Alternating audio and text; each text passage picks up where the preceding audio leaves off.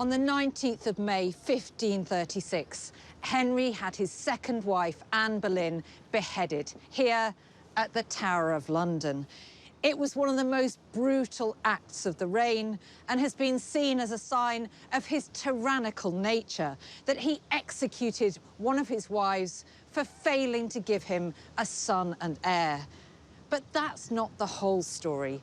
In fact, Anne was partly framed by the men surrounding Henry for their own personal gain.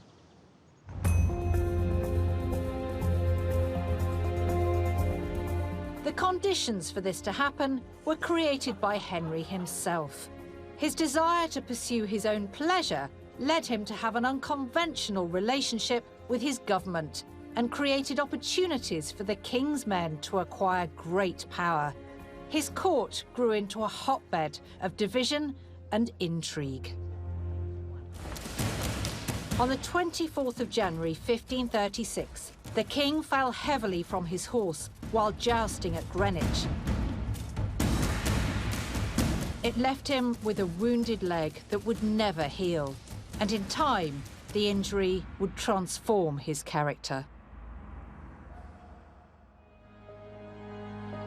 But for now, the accident served to remind Henry of his mortality and intensified his need to secure the succession with a son. 5 days later, Anne suffered a third miscarriage. This time, the baby would have been a boy. To Henry, this was God showing his hand. He wasn't going to favour him and Anne with a son and heir. Cromwell spotted an opportunity. He and Anne had frequently clashed on matters of state and religion, but more than that, he blamed her for the untimely demise of his mentor. This was his chance for vengeance. I think he wanted revenge on Anne for the downfall of his patron and his friend, Cardinal Wolsey. And Anne was held responsible in Cromwell's eyes for Wolsey's death. And in that respect, Henry was manipulated. The British Library houses the original documents that reveal how Cromwell engineered Anne's ultimate downfall. When you think of Henry VIII, it's of a king in absolute control. But this letter here in the British Library suggests otherwise, and it shows just how much the men around him were pulling the strings. So Henry might or might not have instructed Cromwell to get him out of his marriage. I think it's likely he did.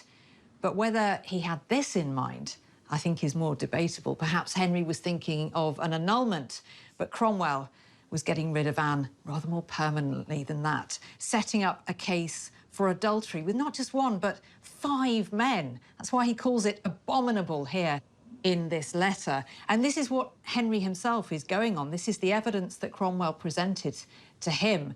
And Henry seemed to believe it. Certainly it suited him to believe it. And therefore, the order for Anne's execution went through. This is really a piece of Tudor fake news on the part of Cromwell.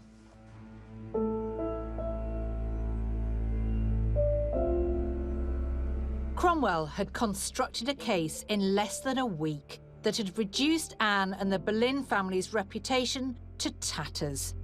Even her own father would turn against her. Her name is to be dragged through the mud. She's going to be accused of incest with her own brother. And her father will sit on the commission that finds her guilty. On the 17th of May, 1536, George Boleyn was executed. 2 days later, Anne Boleyn departed her apartments at the Tower of London for the final time.